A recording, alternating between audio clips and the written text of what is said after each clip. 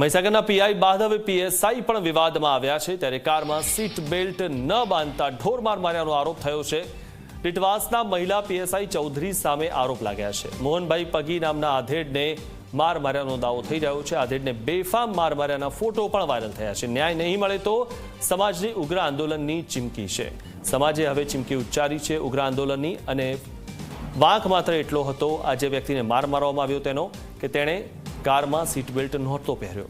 ત્યારે આધેડને બેફામ માર માર્યાના ફોટો વાયરલ થયા છે અને વધુ એક પોલીસ કર્મીનું નામ સામે આવ્યું છે।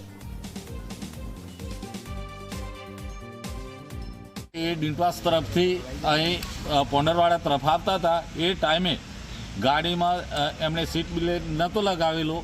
એ ટાઈમે ચૌધરી પીએસઆઈ ડીંટવાસ અને એમનો પૂરો સ્ટાફ એ લોકો એમને પોલીસ સ્ટેશને લઈ ગયા।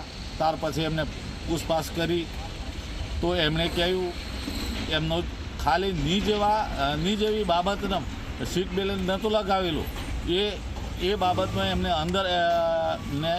અંદર લઈ ગયા અને ગાડી ડિટેન કરી, બરાબર ને। ત્યાર પછી એમણે જે મોહનભાઈ હતા એમણે એવું કહ્યું કે મને મારે ઘરે જાણ કરવા માટે મને ફોન તો આપો એવી વાત કરી। એના પરથી એમને બોલાચાલી ફોન ઉપરની બોલાચાલીમાંથી એમને મોહનભાઈને આ રીતે ગંભીર રીતે ઢોર માર મારેલો છે।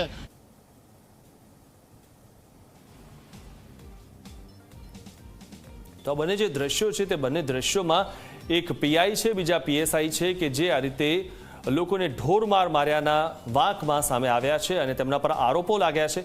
પહેલું જે દ્રશ્ય છે તેમાં જે યુવકને પીઆઈએ ઢોરમાર માર્યો હતો અને બીજું જે દ્રશ્ય છે તેમાં માત્ર સીટ બેલ્ટ ન પહેરવાનો વાંક હતો અને આધેડને ઢોરમાર માર્યો, એટલો બધો માર માર્યો કે તેમને હોસ્પિટલમાં દાખલ કરવા પડ્યા। પહેલું જે દ્રશ્ય છે તેમાં પણ જે યુવક હતો તેને હોસ્પિટલમાં દાખલ કરવાનો વારો આવ્યો હતો। ત્યારે હવે જે છે તે પીએસઆઈ પર આખો ગુનો નોંધાયો છે અને પહેલા પીઆઈ પર ગુનો નોંધાયો હતો। ત્યારે આ રીતે લોકોને ઢોર માર મારી રહ્યા છે આ પીઆઈ અને પીએસઆઈ। તેમના પર હવે કેવી કાર્યવાહી થશે તે એક સૌથી મોટો સવાલ છે।